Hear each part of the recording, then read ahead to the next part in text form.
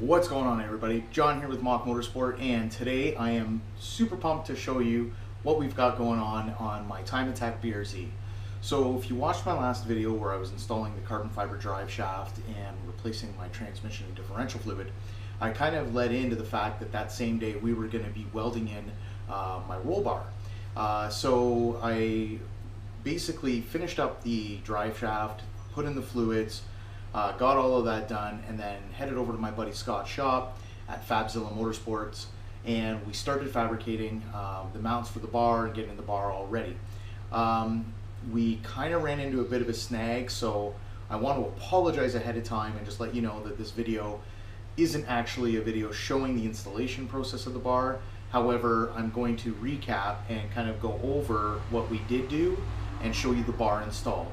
So follow along and have a look at what we've done. Alright guys, so as you can see, here's the finished product of the car with the roll bar installed. And you can see here that we've got the seats, the Recaro seats in the vehicle with our 6-point harnesses securely mounted. You know, we've got that all in place. And I just want to say that this confinement seat, it's definitely a thing to get used to, especially if you're daily driving this car. I don't really recommend it. I have very little clearance between the steering wheel and this bolster right here. As you can see, it's just, honestly, it's really cumbersome. So for an everyday vehicle, you may want to consider getting either a removable wheel, or you may want to consider getting the slides for your base so that you can move the seat back and forth. Or if you're tall, maybe you'll just sneak in just fine. However, I don't have that luxury. So moving on to the cage, or I should say roll bar rather. So as you can see, we've got the roll bar all installed here. We've got it all welded in. It was a bit of a process, I'm not gonna lie. You know, we've welded it down in the supports here, and then, you know, we've gone away and painted that too. So the bar is completely welded in. It is a permanent structure into the car, and I have to say that I'm pretty pleased with the overall install. The only downside is if you kind of have a look heading over to, you know, where the rear interior trim panel would normally be, trying to put the interior trim panel into place once the bar is installed is near impossible. So yeah, my advice is that if you're going to be installing the bar and you want to maintain that interior trim, leave the trim intact, cut out the area as needed. I want to say that this was definitely not an easy install. This bar was made literally to spec, of, you know, the exact measurements. You can see, like, there's like zero clearance up here, absolutely zero clearance between my finger and the roof line. So I think the roof lining is, you know, the fabric is about as much clearance as you're going to get there. There's reasonable clearance over here, as you can see. It's even on both sides, which is good if I have to remove the seatbelt or service that or do anything, and I do plan on removing that eventually. So we're going to swing around to the back, and as you can see here, this is where it's installed in the rear, and you can see the posts where it's been welded in. And then if I can move this out of the way, you can see that that's where it's all welded in there. Now it's not entirely flat, and I, you know, before you guys start jumping on me and like, oh, that's not flat, the base isn't flat, it's welded to the wheel well, okay, at the appropriate angle. We're gonna fill that at some point. I can assure you this bar is not going anywhere.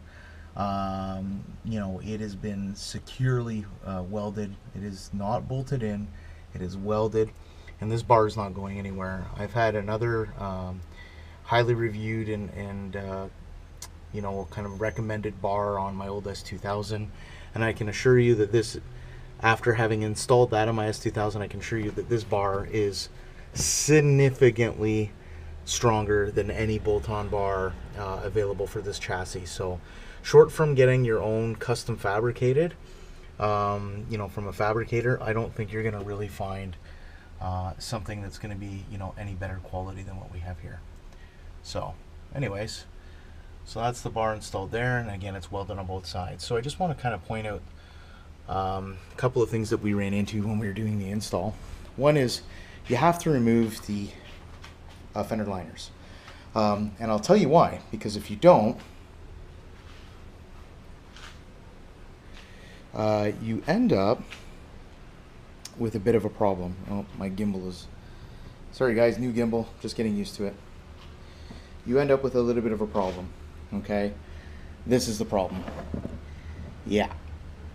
So welding, and there was a bit of heat, and the heat had caused a bit of a fire there. And this one you can see just got melted and then a little hole, but that guy actually caught fire. So I'll just show you where we were welding so you guys can kind of get an idea.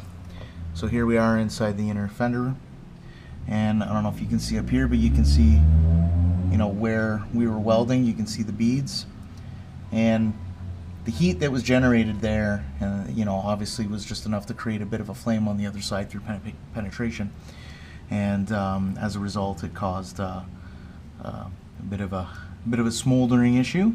But in any event, I've gone ahead and I've ordered new fender liners. So again, if you're doing this yourself, guys, it's wise to always check on the other side of what you're welding. You know, we were kind of rushing through because I was in a bit of a hurry, and you know, we didn't really think that one through. So in any event, at the end of the day, all of that rushing has cost me a set of new fender liners. I've taken the time, since I had this all apart, I've taken the time, as you can see, to, you know, kind of asphalt coat the metal here with that, you know, asphalt coating you can get at any parts supply store, just to kind of, you know, prevent rust or corrosion happening in here. Even though it's covered with the plastic liners, it's not a bad idea. Again, my car never sees any road salt or debris in that respect, but I like to preserve things and make things last as long as possible. So why not coat it? It's a good opportunity having the liners off. And we'll just kind of swing around to the other side here. And you can see I did the same for the other side. So we'll just kind of point the camera up here. And you can see right there the beads, the welding beads from that there. So anyways, we did the same on this side. And we're going to go ahead and finish up by installing our liners.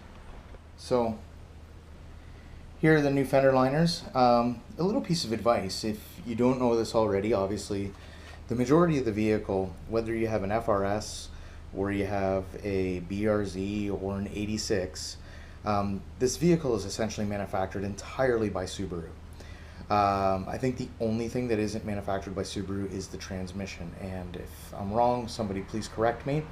However, the rest of the car is manufactured by Subaru. If you own a BRZ, if you own an FRS or 86, you pull any panel off, there's a good chance it's going to say Subaru on the panel. So I contacted the local dealer in order to replace the replacement parts, and I contacted Subaru initially, and they quoted or gave me a price for these replacement parts. I then had reached out to my local Toyota dealership and essentially asked for the exact same parts, and believe it or not, they were cheaper by about 10% on average by getting them through the Toyota dealer rather than the Subaru dealer. The funny thing is you'll notice, again, even though it's coming from the Toyota dealer, it's stamped Subaru, and even their part numbers all start with the SU prefix, meaning that it's Subaru parts that Toyota is essentially warehousing, and in this case, labeling with their labels. But aside from that, this is, you know, a genuine Subaru part coming out of Japan. So as you can see, these are all genuine Subaru parts right out of Japan. So cool. Well, that's pretty much it. I wanted to share that with you guys. That's a wrap. I'm going to get these fender liners on and finish my install and get ready for my next event. So I hope you guys like it and enjoy. Please, as always, like and subscribe.